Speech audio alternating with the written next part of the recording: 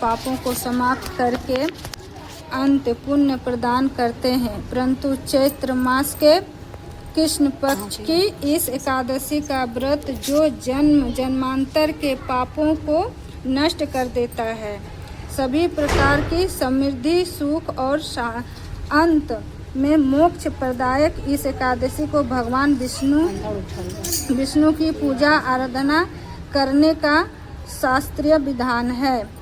धर्मराज युधिष्ठिर बोले, हे भगवान, मैंने फाल्गुन मास की शुक्ल पक्ष की एकादशी का महात्म्य सुना।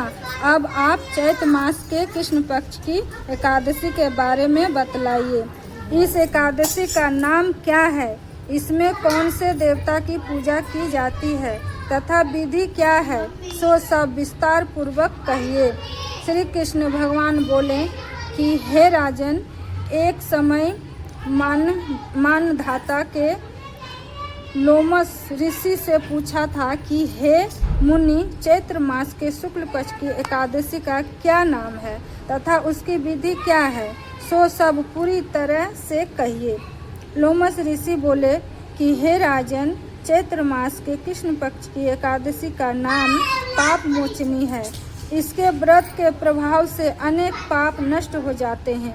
इसकी कथा इस प्रकार है। प्राचीन काल में एक जयद्रथ नामक एक वन था।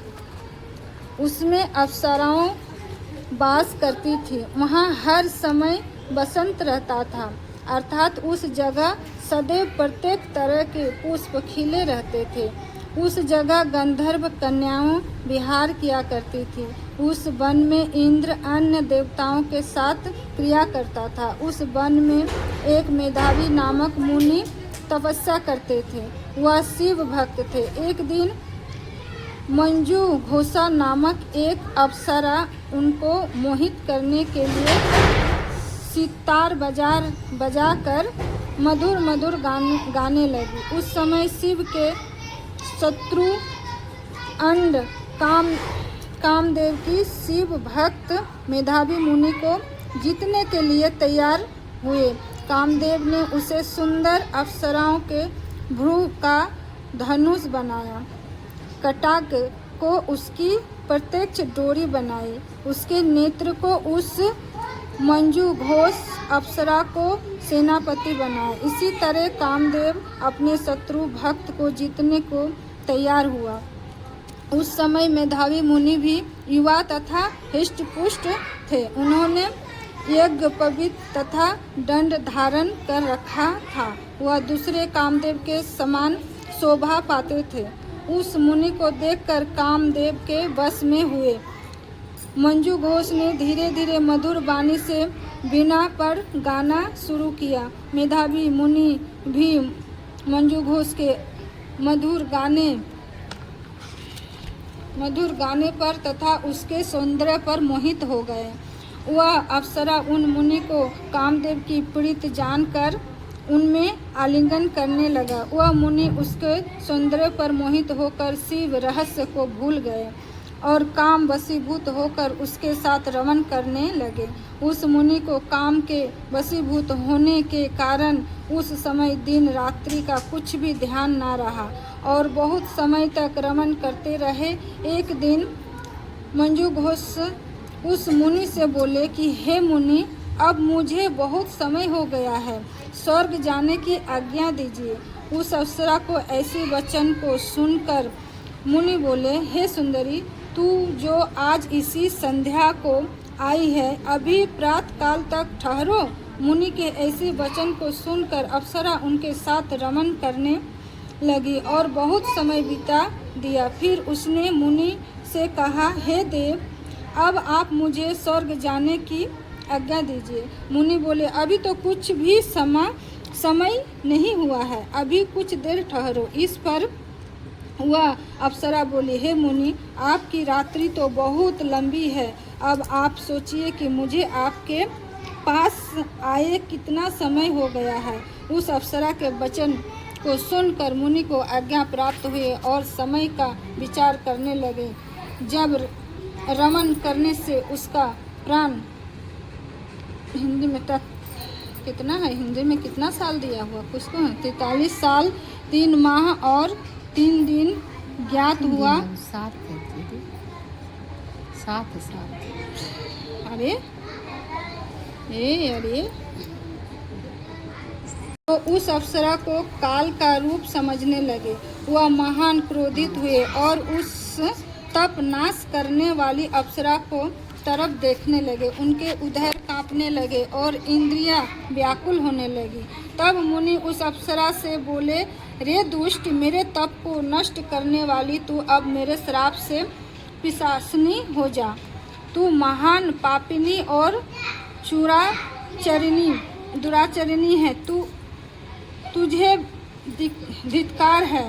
उन मुनि के क्रोध युद्ध श्राप से वह पिशाचनी हो गई। तब वह बोली, हे मुनि, अब मुझ पर क्रोध को त्याग कर प्रसन्न हो जाइए और इस श्राप का निवारण कीजिए। विद्वानों ने कहा, हे साधुओं की संगत अच्छा फल देने वाली है, इसलिए आपके साथ में मेरे तो बहुत वर्ष व्यतीत हुए हैं।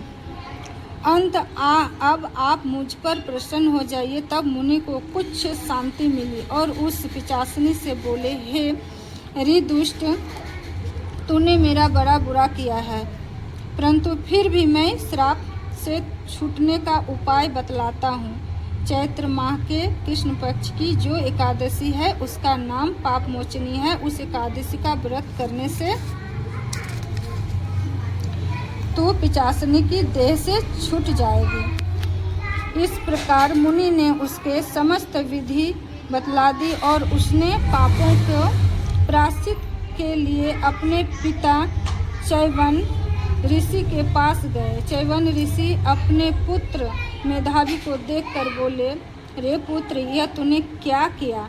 तेरे समस्त तप नष्ट हो गए हैं। मेधावी बोले, हे पिताजी, मैंने बहुत बड़ा पाप किया है, आप उससे छूटने का उपाय बतलाइए। चैवन ऋषि बोले, हे तात, चैत्र मास के कृष्ण पक्ष की पाप मोचनी नाम की एकादशी का विधि तथा भक्ति पूर्वक व्रत करो, उससे तुम्हारे समस्त पाप नष्ट हो जाएंगे। पिता के वचन को सुनकर मेधावी ऋषि ने पाप मोचनी एकादशी का विधि पूर्वक उपवास किया। उसके प्रभाव से उनके समस्त पाप नष्ट हो गए। मंजू घोष अप्सरा भी पाप मोचनी एकादशी का व्रत करने से पिशाचनी की देह से छूट गई और सुंदर रूप धारण करके स्वर्गलोक को चली गई। लोमस मुनि बोले, हे राजन, इस पाप मोचनी एकादशी के प्रभाव से सब पाप नष्ट हो जाते हैं। इस एकादशी की कथा के श्रवण व पढ़ने से 1000 गौदान करने का फल मिलता है। इस व्रत के करने से ब्रह्म हत्या करने वाले, स्वर्ण चुराने वाले, मद्यपान करने वाले, गमन करने वाले आदि के पाप नष्ट हो जाते हैं और अंत में स्वर्गलोक को जाते हैं। हरे कृष्णा हरे कृष्णा कृष्ण